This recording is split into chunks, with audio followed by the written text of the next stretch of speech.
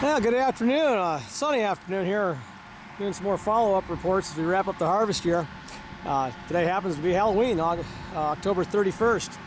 Waiting on a set of keys here. Took the opportunity to walk up and hear the dryer running up here. This is what's part of my former wife from the main farm here. Doesn't look like much now, and it really isn't. It's the remnants of our grain storage facility. We used to have about 400 and I think it was 68,000 bushel on-farm storage here. We built it back in the days before it was called pick and roll days, and the CCC, we were a government warehouse. And so we stored grain here, and this was our drying facility. At the time, there was a bin that sat up on top of this yellow structure that held about 9,000 bushel of wet corn, as our wet corn bin would bring into there, and came across, and inside that white building was a continuous flow dryer. We had, at the time, a state-of-the-art. It was called a Super Bee. Real neat computer-controlled continuous flow dryer. Worked real well and moved a lot of corn through that dryer, and wheat in the summertime.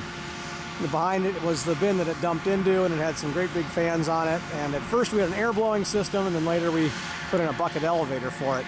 But today we're going back to the old school here. My father-in-law built all these older bins you see here in the late 60s and 70s, and he's going back to using them. Behind it there is a platform that used to sit what was called an easy dry. It had a drying floor on the top, and you'd dry some grain in the top, and then after it was dry and it cooled off, you'd dump it into the bottom. And around the corner is what's called an old batch dryer. And when we started all this, that's how I did a lot of the drying before we put in the continuous flow system. I used to be here pretty much around the clock, shuffling batches, moving them through. And there's the old batch dryer, and we haven't used that for years now. But he still farms about 300 acres of soybeans, a little less. They've been harvesting here, 250, 300. And he put the old school grain dryer on there, so kind of what's old is new again, because the harvest came off a little bit wet. But this is a little bit about what we used to do. So when you're going along and see what look like silos, they're actually metal grain tanks. Lots of bolts and lots of nuts. But all the grain legs are absent now. We used to have a 138-foot non-guide wire caged tower there. It was a 6,000 bushel an hour leg, or was it 8,000?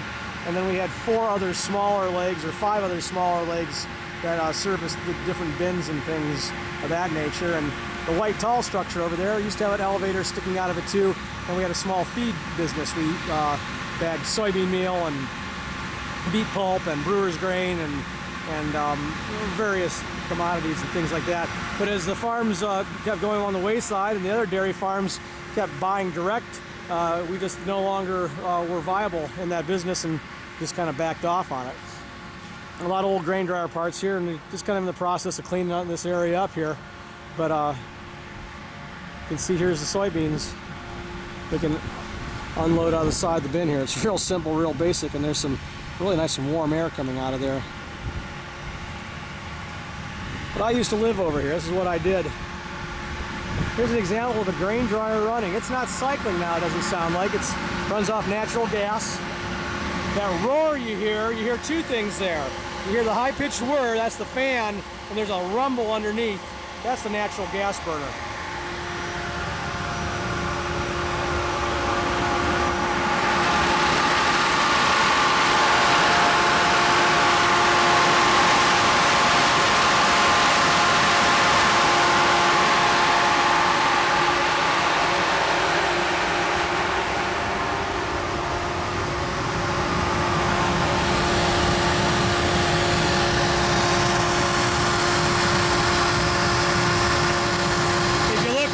You can kind of see there's a blue flicker there. That's the natural gas flame burning.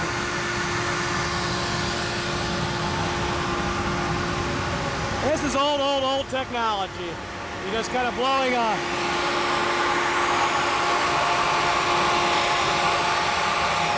you blow heated air through the grain column. Thermostat controls it. If it's needing to dry more moisture, it runs actually a cycle where it'll do a high burn and a low burn.